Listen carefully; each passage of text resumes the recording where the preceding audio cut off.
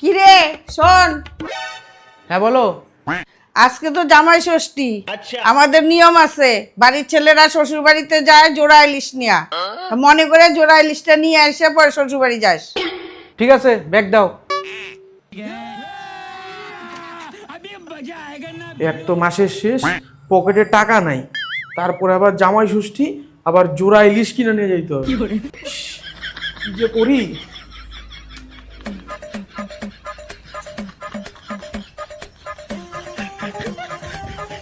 কি যে করি এখন, কোনো তো একটা আইডিয়া বাইর করতেই হবে। আইডিয়া। হ্যালো, শোনো না, ওই বলছিলাম যে 2 hours later. কিরে কি নিয়ে আসছিস এটা? ওই কচু, কচু? কচু দিয়ে কি করবি? ওই শ্বশুর বাড়ি নিয়ে যাব। তোর না বলছিলাম জোড়া ইলিশ নিয়ে আসতে।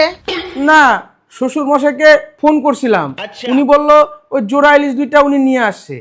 আর তুমি তো জানোই কচু দিয়ে ইলিশ খাইতে আমি কত ভালোবাসি, তাই ভাবলাম এই কচু দুইটা আমি নিয়ে যাই।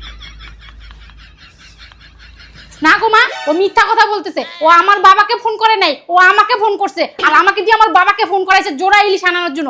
আর ও এই দুইটা জোড়া কচু নিয়ে আসছে, আমার বাপের বাড়ি যাবে নিয়ে। মিথ্যাবাদী কোথাকার। যা দিন না ওই দুইটা কচুলেরা। তোর শাশুড়ির জন্য তোরে কিছু কয় না, আমি এলে না এই কচু তোর বাইতে একেবারে খাওয়াই দিতাম।